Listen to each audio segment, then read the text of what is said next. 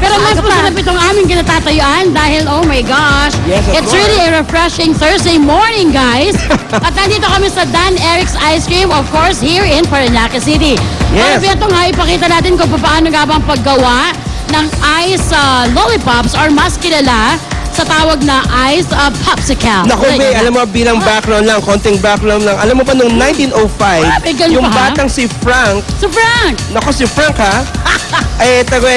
Naiwan niya. Oo. Itong kanyang stick na Soda, soda correct. hanggang lumamig.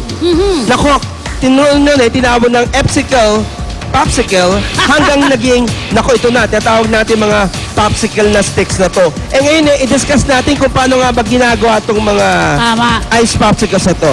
Correct. Ito yung sa unang muna yung weighing. Yes, Yung weighing weighing. nila, ito yung ginagamit nilang weighing scale. Of course, sigurado nila na ang proseso tama ang timbang ng mga raw materials. Tama yan. And Okay. syempre, pagkatapos yun yung mixing, syempre ilan sa mga basic ingredients ito ginagamit ay water, sugar, glucose, food color, natural flavors, at citric acid. Alam mo sa mixing part naman na may heater na siyang magluluto ng mga dry ingredients for 30 minutes at temperature na 60 to 70 degrees.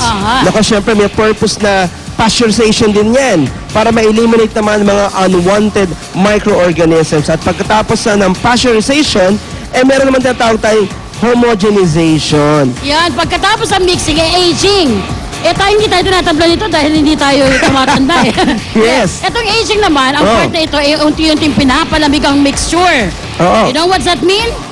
Less than 3 hours sa loob ng aging tank na may 10 degrees Celsius. Okay. Woo, lamig na. From tank, nag-flow na ang mixture sa machine for the filling process. Yes. And Oh. after that, syempre, Aha. ito na yung tatawag natin na feeling May. Diba? Ito na yung feeling May na kung saan iyon po, kung nakikita niyo po mga kapuso, talagang nilulublob. No? Oo. Talagang inilulublob yung may mga sticks. At pagkakuha dyan, Oo. automatic na, ayun, nakikita Ay, niyo ang talaga, talagang tumutulo doon. And then, agad-agad na kinukuha na yan at umiikot. At makikita niyo talaga mga kapuso, talagang unti-unting nahuhulog yung mga popsicles na ito, naku, May. At alam mo ba, May, na 25,000 Oh. pieces ang nagagawa ng company na ito sa loob ng isang araw. Wow, look at that Yan. information, ha? At That is syempre, very pagkatapos nice. ng May, Pagkatapos na packing naman, ito na yung packaging packing. Oo. naman, tama. Oo. So pagkatapos maghiwa-hiwalay yung mold, of course, diretso na sa packaging yan. Yung mga ice lollipops na nakikita natin, Yes. ha? Tapos ilalagay ito sa storage sa isang freezer na may temperature na negative 18 degrees Wow. Celsius. Oh my Yan. gosh. At kaya yun, ito na po ang finished product, ang pineapple. Nako, grabe, napakasarap nito. Kaya, mga kapuso, nako mamaya, Mamaya, malalaman pa natin ang iba pa mga... mga flavors at iba pa mga ice cream na kanilang Ay, nako, ginagawa dito, excited ha? na ako siya. At titikman natin lahat yan, nako. So, magbabalik po uli kami rito and back to studio. Studio. Oh, look at those. Pineapple.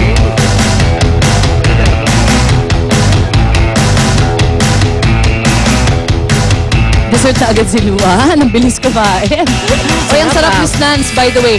Sobrang winner. Thank you, Sobrang Miss winner. Nancy. Sarap ng breakfast. Actually, halfway pa lang ako eh. Nakaisang itlog pa lang.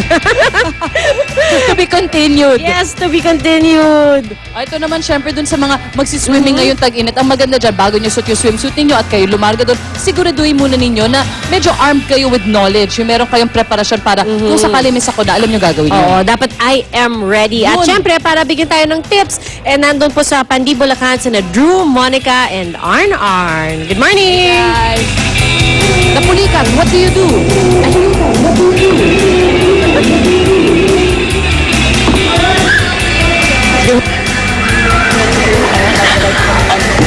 Tawag nilang Villa Concepcion Wet and Wild Wave! Ano?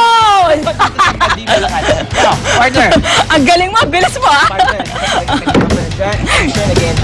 Of course. Enjoyment. Speaking of enjoying Thank you so yourselves much. in the pool, kailangan din maging responsible tayo sa ating safety. Kailangan maging responsible ang mga parents sa safety ng kanilang mga anak. Yun ang top priority natin. Kaya naman this morning, kasama natin ngayon si Sir Monserina Swimming Coach ng Bert Lozada Swimming School para turuan tayo, lalo na sa pagpili ng mga tamang floaters or salvavidas. Sir, before anything else, tinatanong ni Monica kung pwede mo turuan siya lumangoy. Number 1 yun.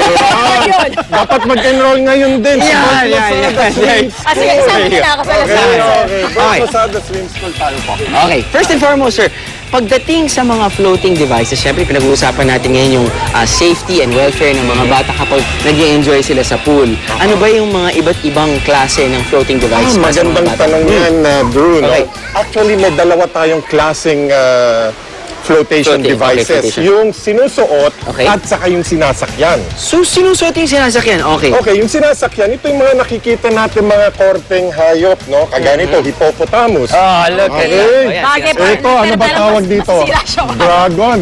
Yeah. Dragon ba to? Okay. These are very cute. Very yeah, cute. very cute. Okay. yan. Yung At mga saka yung salbabida tanong. rin, sir, Yung considered mga, sinasakyan. hindi. Actually, hindi dapat sakyan yan. Sinusuot Sinusuot. yan. Sinusuot. Yes. Tulad Okay. nitong armbands, no?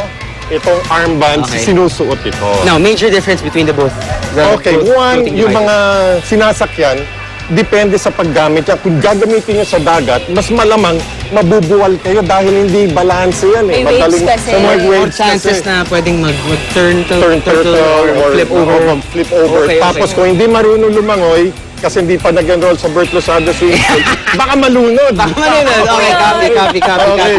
Ngayon, yung isa naman, yung mga sinusuot. Okay. Yan ang mas sigurado tayo. Mas safe, kumbaga. Yes. But again, as a word of caution, dapat laging merong adult supervision. Of course. Okay? And of course, dapat marunong lumangoy pa rin. Okay, now, another thing, dapat yung adult responsible din. Ha? Yes. Okay, so, yung next natin, yung mga sinusot, may iba-ibang klase yan eh. Okay. Depende sa edad, no? When you're talking about they have to be responsible, it starts from, kumbaga, sa pagbibili pa lang ng floating device. Correct. Ngayon, anong dapat tanong gamitin natin? Anong basihan ko sa pagbili ng mga flotation Okay. devices? Yan ang next question. One, Monica, dapat ugma sa edad at saka ugma rin sa weight ng bata. Imagine mo. Sakay din ng bata. Oo, Okay. kamukha nito. Itong ipasusot ko kay Drew, hindi magkasya. Ulo lang Wow! niya. O imagine mo, hindi magkasya. So baka malunod si Drew yan, Okay. di ba? Kaya so dapat ugma naman. Ngayon, kung sa batang 1-year-old, baka lumusot naman siya. Ngayon, Okay. meron ito sa mga, siguro hanggang mga 2 years old, 3 years That's fine. old, yes. Okay. Pero ang maganda kasi dito, nakakabit sa katawan, pero ang mas maganda kung merong harness dito. Kasi, Parang ilulusot. correct, ilulusot. Dahil minsan, pag suot nila, paglingat ng ganun, mamaya baka lumusot na sa ilalim, no? So, yun yung importante ron.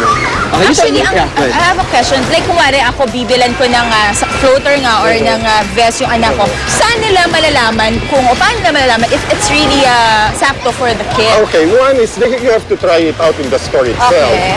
And then you should know where to use it, no? If it's going to be used in the swimming pool or in the sea. Okay?